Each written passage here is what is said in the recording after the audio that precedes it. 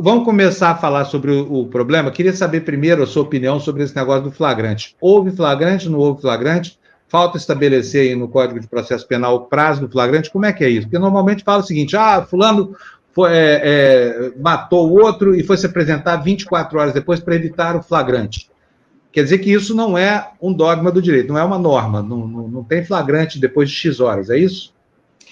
É mais do que isso, viu, Fábio? É claro que, assim, a situação é extrema, né?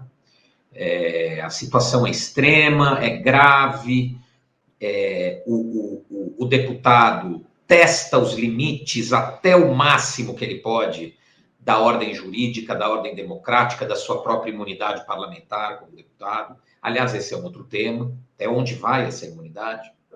A princípio, ele pode dizer o que ele quer, essa é a regra, né?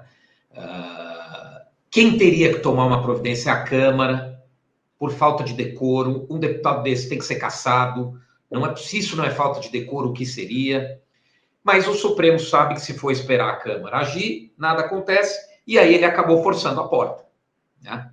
Essa é a impressão que eu tenho. E forçou a porta e também testou os limites da ordem jurídica.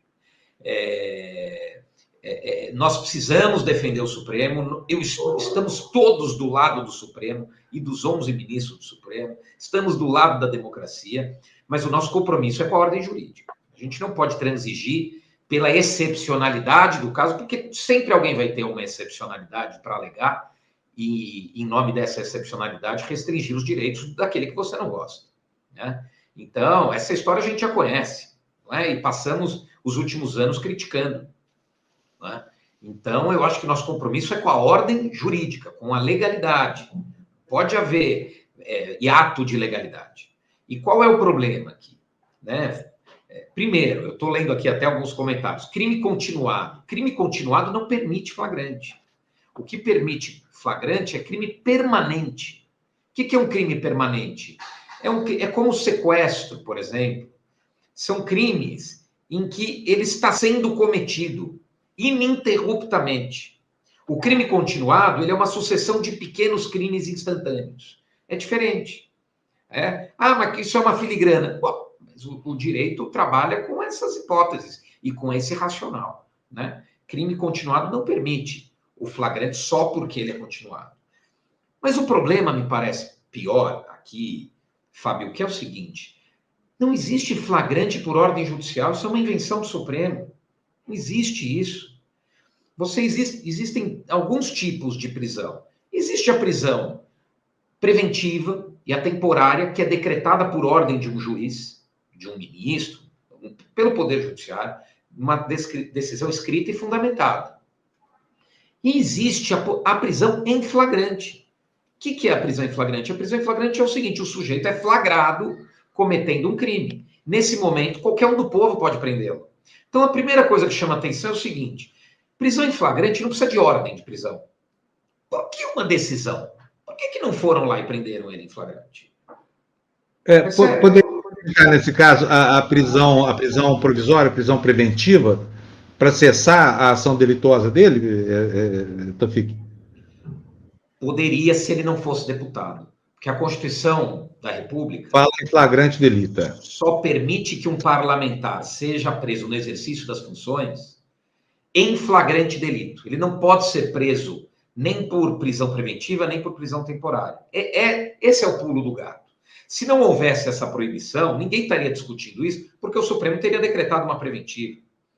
Então, na verdade, ele decretou uma preventiva, mas ele deu o nome de prisão em flagrante. Eu acho que isso é grave, porque isso é subverter a lógica da Constituição, é subverter uma cláusula importante da Constituição, né? Que é uma cláusula de defesa da própria democracia, né? Nós não podemos reagir aos ataques antidemocráticos com outros ataques à ordem jurídica. Eu acho que é um pouco esse o desafio e o dilema que a gente está. Que não é fácil, né? Eu não estou aqui crucificando o Supremo e tal, mas o nosso papel é fazer uma análise fria e jurídica e legalista, né? Porque se a gente não puder prever direitos e garantias aos nossos desafetos, aos nossos adversários e aos nossos inimigos, na verdade, nós somos democratas, nós somos garantistas de ocasião, né? Então, é verdade. Nós precisamos ter uma posição coerente. Não importa quem seja o réu, não é? Olha, deixa eu só aproveitar, porque aqui a gente gosta de explicar as coisas e mostrar, porque para o cidadão comum que não entende nada de direito, como eu, é muito difícil entender as filigranas dessas decisões. Eu queria mostrar aqui o artigo 53 da Constituição, parágrafo 2º, que está aqui, olha, que diz o seguinte: desde a expedição do diploma, ou seja, antes dele tomar posse do cargo, os membros do Congresso Nacional não poderão ser presos, salvo em flagrante de crime inafiançável, que foi o fulcro da argumentação. Então está aqui explicada a necessidade do flagrante para consumar a prisão, né? Mas como diz o Tufik, isso é uma muleta, né? Isso é uma muleta. Agora, deixa eu te perguntar uma coisa, professor. Diante de uma ameaça como essa, concreta, diante do achincalhe representado por esse parlamentar, vale a pena um pouco de arbitrariedade ou não vale a pena lançar a mão de arbitrariedade nem em uma situação extrema como essa? Essa é a questão que se afigura, né? Pois é, eu passei, todos nós, o Lênio, que vai vir aí daqui a pouco, nós não passamos os últimos anos criticando os abusos da Lava Jato? Eles não tinham um motivo ótimo para cometer os abusos?